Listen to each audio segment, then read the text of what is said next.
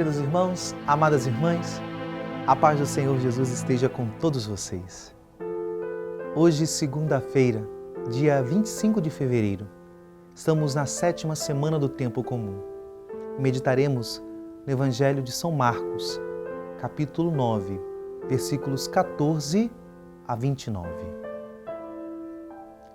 Naquele tempo, descendo Jesus do monte com Pedro, Tiago e João, chegando perto dos outros discípulos, viram que estavam rodeados por uma grande multidão. Alguns mestres da lei estavam discutindo com eles. Logo que a multidão viu Jesus, ficou surpresa e correu para saudá-lo. Jesus perguntou aos discípulos: "O que discutis com eles?"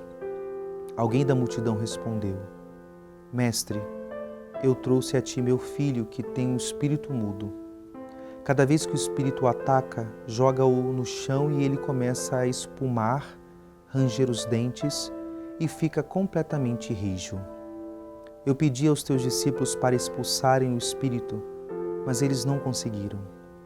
Jesus disse: "Ó geração incrédula, até quando estarei convosco? Até quando terei que suportar-vos? Trazei aqui o menino." E levaram-lhe o menino. Quando o espírito viu Jesus, sacudiu violentamente o menino, que caiu no chão e começou a rolar e a espumar pela boca. Jesus perguntou ao pai: "Desde quando ele está assim?" O pai respondeu: "Desde criança. E muitas vezes o espírito já o lançou no fogo e na água para matá-lo. Se podes fazer alguma coisa, tem piedade de nós e ajuda-nos." Jesus disse: "Se podes, tudo é possível para quem tem fé." O pai do menino disse em alta voz: "Eu tenho fé, mas ajuda a minha falta de fé." Jesus viu que a multidão acorria para junto dele. Então ordenou ao espírito impuro: "Espírito mudo e surdo, eu te ordeno que saias do menino e nunca mais entres nele." O espírito sacudiu o menino com violência, deu um grito e saiu. O menino ficou como morto, e por isso todos diziam: "Ele morreu." Mas Jesus pegou a mão do menino, levantou-o e o menino ficou de pé. Depois que Jesus entrou em casa, os discípulos lhe perguntaram a sós: "Por que nós não conseguimos expulsar o espírito?" Jesus respondeu: "Essa espécie de demônios não podem ser expulsa de nenhum modo a não ser pela oração." Palavra da salvação. Queridos irmãos, amadas irmãs, hoje nós temos no Evangelho essa passagem desse exorcismo que acontece somente depois que Jesus desce do Monte da Transfiguração com os 3 discípulos. E aqui nós temos esta realidade de um impasse, porque os discípulos já tinham sido enviados também para pregar e para também manifestar os prodígios de Deus. Contudo, nesse momento, eles encontram um desafio, que não conseguem realizar aquele prodígio, não conseguem fazer aquele exorcismo. E Jesus o realiza e dá esse ensinamento. Nós temos aqui uma relação, queria fazer uma relação bem rápida, daquilo que Jesus diz em resposta àquele pai: "Se podes, tudo é possível àquele que tem fé." E aqui, de fato, querido irmão, amada irmã, que é essa fé que Jesus está falando? É somente uma realidade de confiança, de acreditar em Deus totalmente?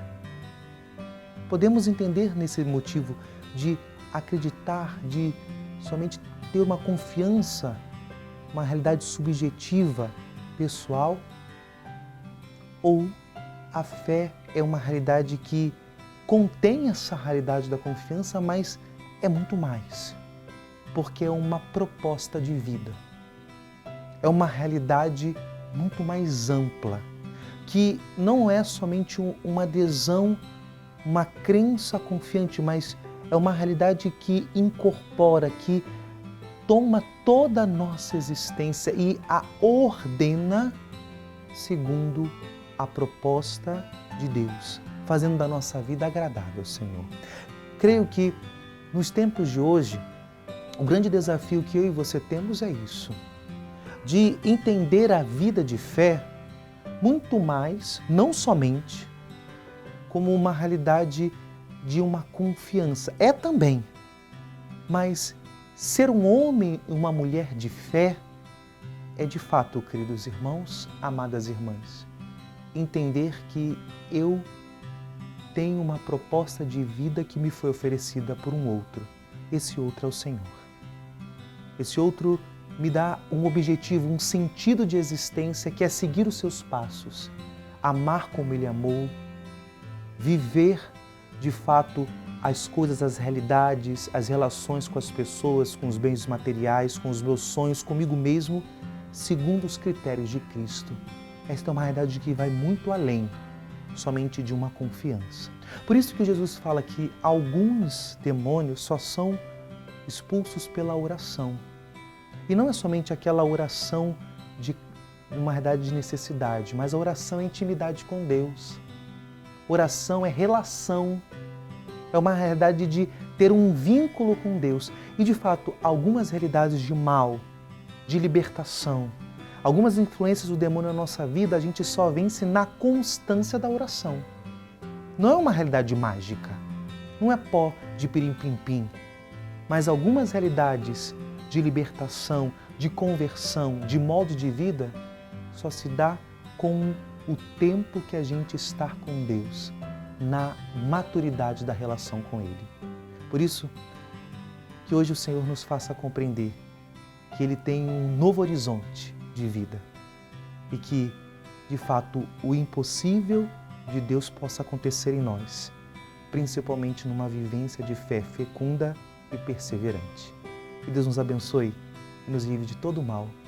Em nome do Pai, do Filho e do Espírito Santo. Amém.